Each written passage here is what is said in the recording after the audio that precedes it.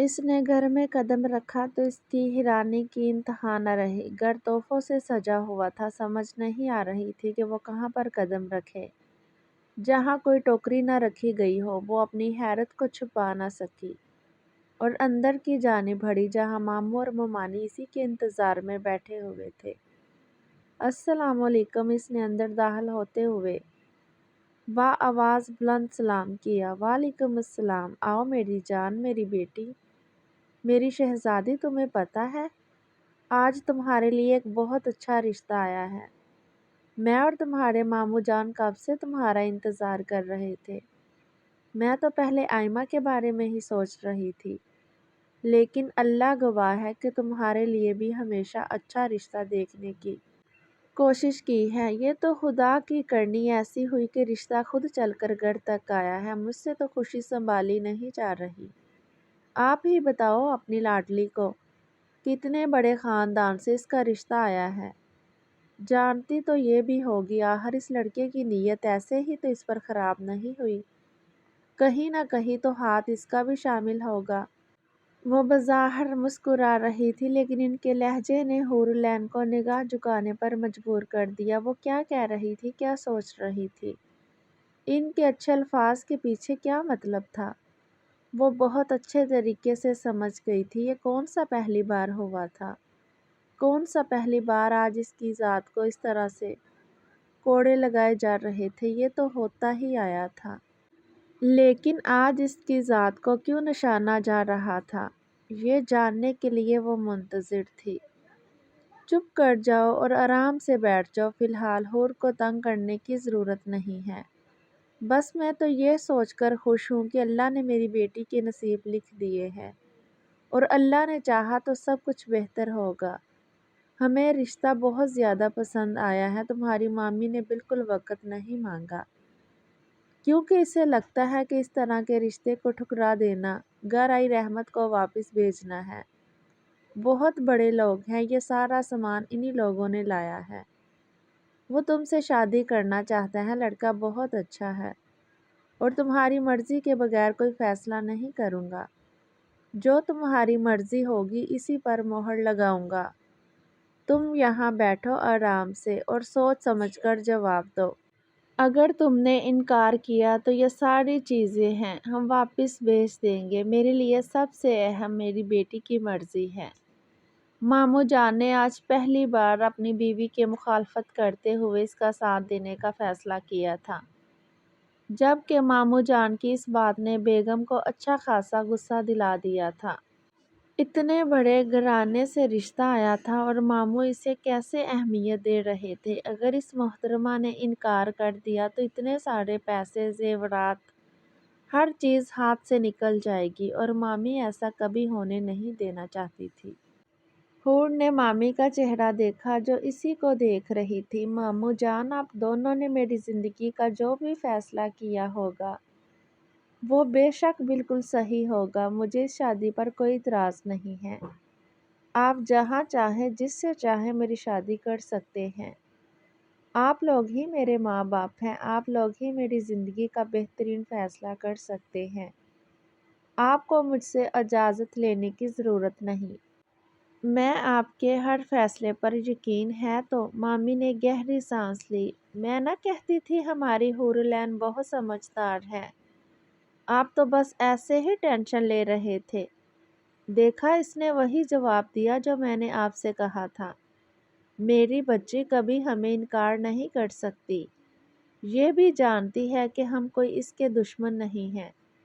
اگر ماں باپ نہیں ہے تو اس کا مطلب یہ نہیں ہے کہ کسی بھی ڈبے نما گھر میں پھینک دیں گے۔ اتنی بڑی حویلی ہے ان لوگوں کی، راج کرو گی راج۔ میں تو چاہتی تھی کہ میری آئمہ کا رشتہ بھی کسی ایسے ہی بڑے گھر ہو جائے، اور ویسے بھی آئمہ عمر میں بھی تم سے بڑی ہے، اسی لیے میں پہلے اس کی شادی کے بارے میں سوچ رہی تھی، لیکن یہ لڑکا صرف تم سے ہی شادی کرنا چاہتا ہے، بلکہ تمہارے لیے کچھ بھی کرنے کو تیار تھا، تبھی تو اتنے بڑے لوگ ہمارے گھر تک آئے رشتہ لینے کے لیے۔ تم کب سے جانتی تھی اس لڑکے کو؟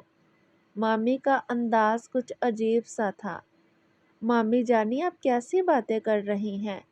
آپ تو جانتی ہیں میں جس یونیورسٹی میں پڑھتی ہوں وہاں بس لڑکیاں ہی ہوتی ہیں، تو میں بھلا کیسے کسی لڑکے کو جانوں گی؟ اس نے اپنی ناگواری چھپاتے ہوئے ان سے سوال کیا۔ ہاں میں بھی یہی سوچ رہی تھی کہ یونیورسٹی بھی لڑکیوں کی ہے، جہاں تم جاتی ہو آتی جاتی تم نقاب میں ہو، تو بھلا لڑکے نے تمہیں کیسے دیکھا اور کیسے تمہارے لیے رشتہ گھر تک بھیج دیا؟ وہ پریشانی سے اسے دیکھتے ہوئے پوچھ رہی تھی، جبکہ اس کے پاس کوئی جواب نہیں تھا۔ آخر کس کا رشتہ آیا تھا؟ کون تھا وہ لڑکا جو اس کے لیے رشتہ لایا تھا؟ کون تھا وہ جس سے وہ اتنی پسند آ گئی تھی کہ بات سیدھی شادی تک پہنچ گئی تھی؟ اسے سمجھ نہیں آ رہا تھا، اگر کچھ پتا تھا تو صرف اتنا کہ جمعے کو اس کا نکاح تھا۔ کس کے ساتھ وہ نہیں جانتی تھی، بس اس کے ماما مامی کی مرضی سے جو بھی ہو رہا تھا صحیح تھا۔ وہ اس کے والدین جیسے تھے، اس کے لیے غلط فیصلہ نہیں کریں گے۔ فی الحال اتنا ہی کافی تھا کہ وہ اپنی بیٹی کی بجائے پہلے اس کے فرض کو ادا کر رہے تھے۔ گھر میں شادی کی تیاریاں شروع ہو چکی تھی، وہ آرام سے ان سب چیزوں کو دیکھ رہی تھی۔ اس نے نہ تو کوئی اعتراض کیا تھا اور نہ ہی کسی چیز کے بارے میں کوئی بات کی تھی۔ گھر میں کیا چل رہا ہے یا نہیں اسے کوئی مسئلہ ہی نہیں تھا، جیسے شادی اس کی نہیں بلکہ کسی اور کی ہو۔ اس کی پڑھائی بیچ میں ہی چھوٹ رہی تھی، لیکن اس نے اس چیز کو لے کر بھی کوئی بات نہیں کی تھی۔ وہ جانتی تھی کہ جو کچھ بھی ہوگا مامی جان کی مرضی سے ہوگا، اور وہ تو ویسے بھی اس سے جان چھڑانا چاہتی تھی۔ انہیں تو اچھا موقع مل رہا تھا اسے اس گھر سے نکالنے کے لیے، تاکہ آئمہ کا کہیں سے کوئی اچھا رشتہ آ جائے، لیکن بھلا اتنے بڑے رشتے کو وہ آئمہ کی بجائے اس کی جولی میں کیسے ڈال سکتی ہے؟ یہ اسے سمجھ نہیں آیا، لیکن پھر یہ بات بھی کلیئر ہو گئی کہ ان لوگوں نے رشتہ مانگا ہی ہور کا تھا۔ اسے تو سمجھ نہیں آ رہا تھا کہ آخر اس لڑکے نے اس میں ایسا کیا دیکھا تھا کہ اس کے لیے رشتہ بھیج دیا۔ اس وقت اس کے ذہن سے کارب بالکل نکل چکا تھا۔ شاید اس کا خیال بھی اس کے لیے اتنا اہم نہیں تھا کہ وہ اپنے ان حسین ترین دنوں میں اسے یاد کرتی، اس کے بارے میں سوچتی۔ وہ ایک کالا سایہ تھا، جس طرح سے اس کی زندگی میں آیا تھا اسی طرح سے نکل گیا تھا۔ شاید اس دن پرنسپل نے اس کی بہت زیادہ انسلٹ کی تھی، تبھی تو وہ واپس کبھی اس کے راستے میں نہیں آیا تھا۔ اس واقعے کو کئی دن گزر چکے تھے، اس کا ذکر بھی کہیں پر نہیں کیا گیا تھا۔ وہ تو خدا کا لاکھ لاکھ شکر تھا کہ اس کی یہ بات گھر تک نہیں آئی تھی۔ وہ تو ویسے بھی مامی جان کی نگاہوں میں مجرم بنی رہتی تھی۔ اس بات کی بھنک اگر انہیں لگ جاتی تو وہ اس پر اور کون کون سی تہمت لگاتی، لیکن اللہ نے اس کی عزت رکھ لی تھی۔ اس وقت کو اپنے ذہن سے ہر الٹی سیدھی سوچ نکالے، صرف اور صرف اپنی آنے والی زندگی کے بارے میں سوچ رہی تھی۔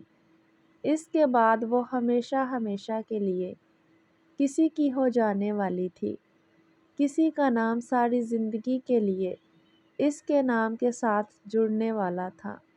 وہ کون تھا وہ نہیں جانتی تھی، بس وہ اس کا ہونے والا شوہر تھا جو ابھی اس کی زندگی میں شامل نہیں ہوا تھا، لیکن اس کے باوجود بھی اس کا دل اسی کے نام کے ساتھ دھڑکنے لگا تھا، جس کا نام تک وہ نہیں جانتی تھی۔ گھر میں اگر مامی ذکر کرتی بھی تو شاہ جی کہہ کر بلاتے۔ اب وہ کیا جانے کہ وہ شاہ جی کون تھا اور کون نہیں۔ اس کی زندگی میں بہت سارے امتحان آئے تھے۔ اپنی پچھلی زندگی کو سوچتے ہوئے کبھی کبھی وہ اداس ہو جایا کرتی تھی۔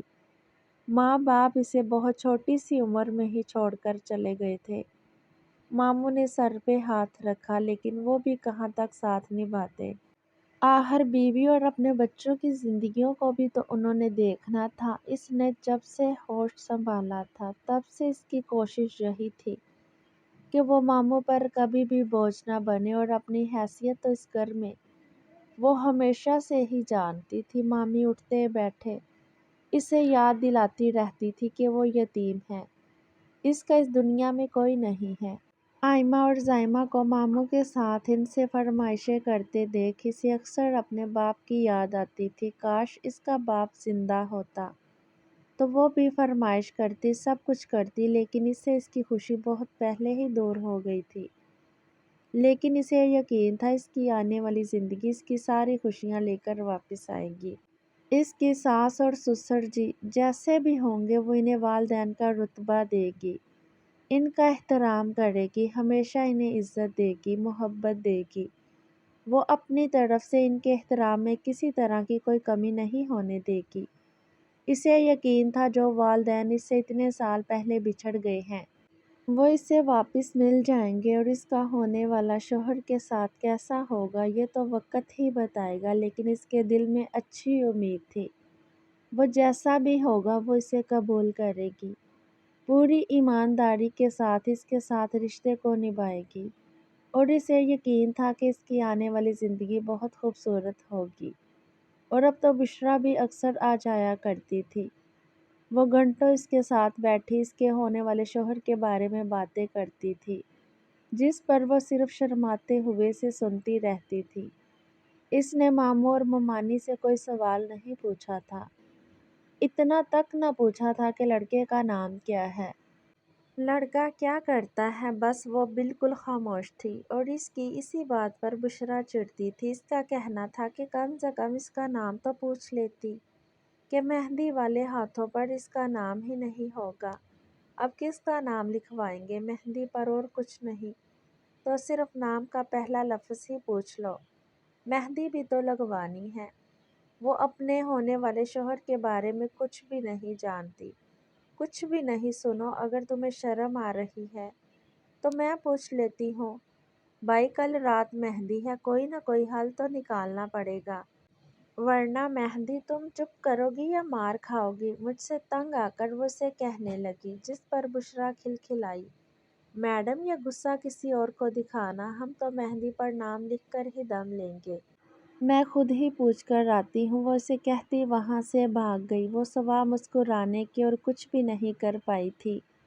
آخر آج جمعہ بھی آ گیا تھا اور اس کے نکاح کی رسم کچھ ہی دیر میں شروع ہونے والی تھی۔ تھوڑی دیر میں وہ ہمیشہ ہمیشہ کے لیے کسی اور کی ہو جانے والی تھی، ایک ایسے شخص کی جسے اس نے دیکھا تک نہیں تھا۔